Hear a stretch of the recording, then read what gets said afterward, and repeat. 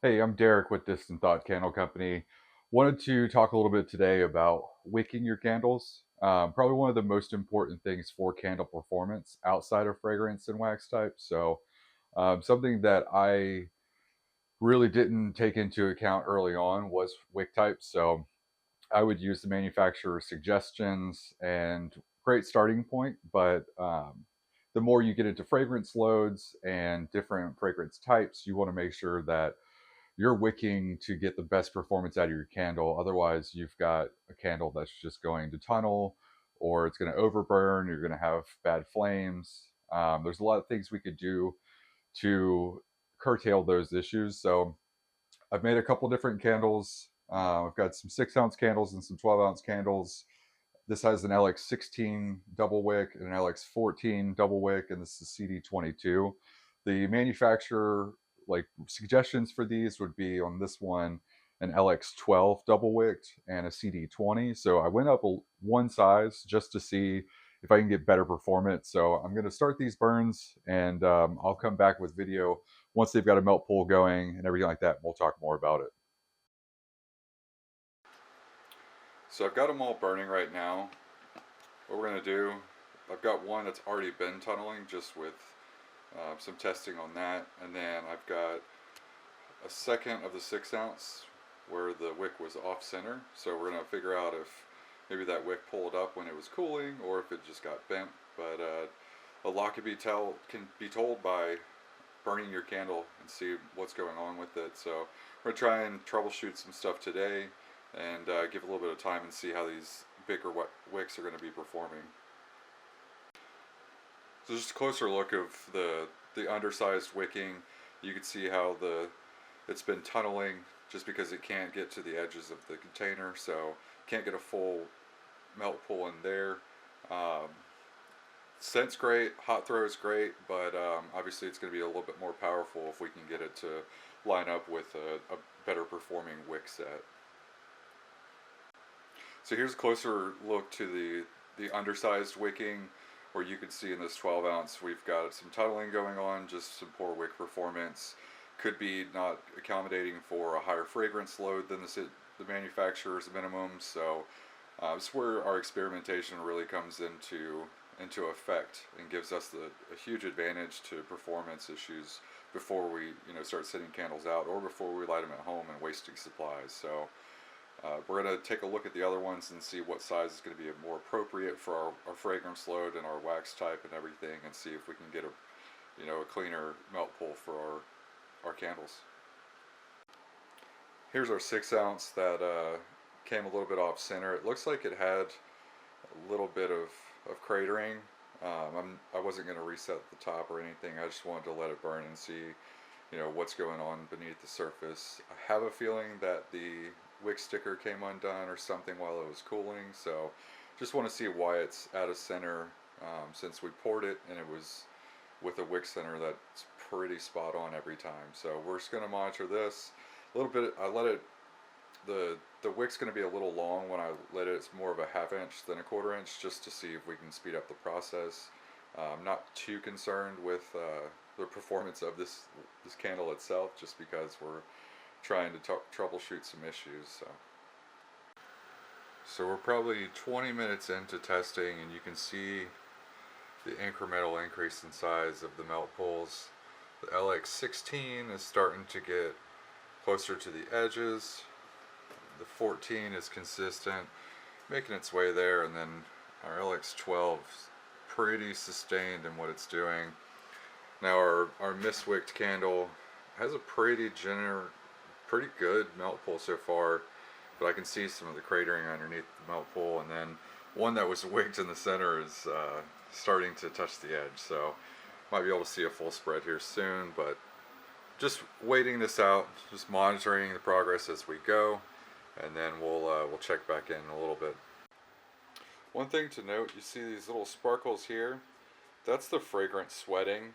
I didn't cure these at all. I let them set overnight, and just wanted to check fragrance percentages, like fragrance load with the wax. So I didn't cure these for any specific amount of time. So just to note that you're going to see those shiny spots because it is sweating a little bit. That's to be expected when this thing's not curing and everything. So just a note. So we're back here checking. That's our previously tunneled LX12. There's our LX14 getting close. LX16 also getting close. It's maybe a little bit off center on the 16, so we're only about an hour in and we're getting good results. We'll see if this melt pool will touch all sides, and this one we know probably will. Our out of center wick, if you want to look over the top to see how far out of center, it looks like it's starting to curl back in, but I still think that the wick sticker came undone with that one. It's touched all sides, so we know at least the wick size is good. Going from the 20 to 22, the 20 is fine, but the 22 I think is going to be just a little more optimal. And you see this one, it's getting close to touching the other side as well. That one is a gooder center, a better center, whatever you want to say. But we're just going to keep monitoring this. Usually want to go an hour burn for each inch of width of the candle. So these 12-ounce candles are 3.8 inches. So usually about 3 hours is where you're going to see your optimal figures for width and depth of the melt pool. And then we're looking at, these are 2.5 inch basically. So another hour we should have optimal burn pools on these 6 ounces as well. Stay tuned. So here we are around the 3 hour mark. You see our original tunneling candle, and then the one wick size up. It may touch the sides before we hit 4 hours, but I think the going two sizes up is probably our best bet there. And then if you look, you can see the wick is actually off center, so definitely pulled off the bottom when it was cooling on that one. But this one's perfectly burning. Going up to CD22 on those just turned out to be ideal. It got a little bit of mushrooming, but it was also a little longer than a quarter of inch when I started that burn. So we're just gonna power burn the 6 ounces, and got really good wick performance on the LX16. So we're just gonna keep monitoring that. It was a little bit off center, so can expect that one little tail over there to burn out in the next half hour or so, and then good to go. Probably just gonna transfer everything over to the LX16. All right, we're right at the 3.5 hour mark.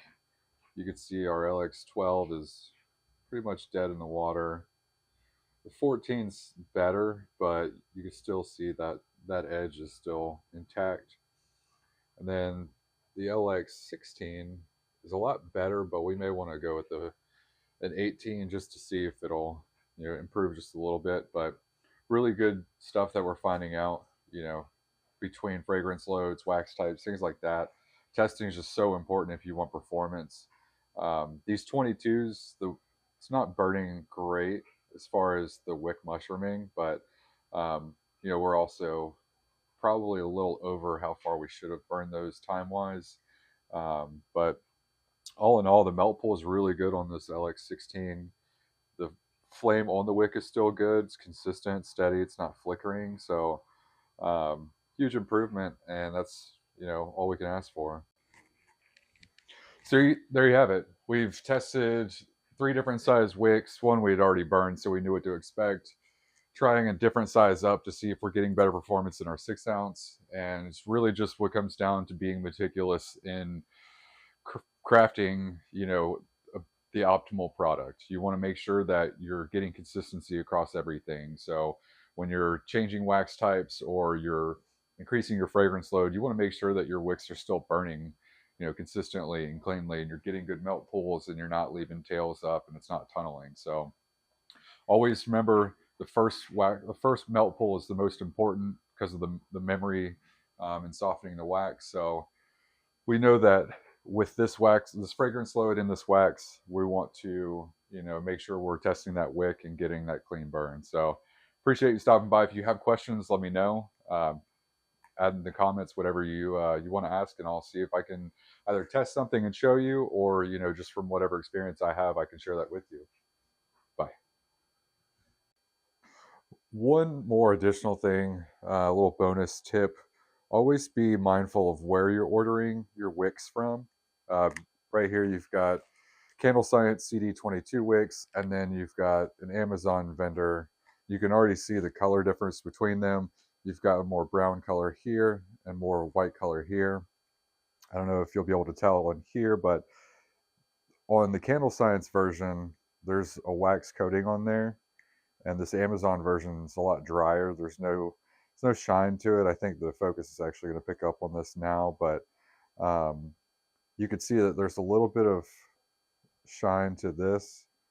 This is the Candle Science version, which I would think is more accurate to what you're actually looking for in your order. But I got both just to see if there was going to be a difference. And I mean, visually, you can see it right there. So be mindful of that. You're going to get something probably close to what you're looking for on Amazon. But if you're looking for consistency, always make sure you're going with the trusted supplier.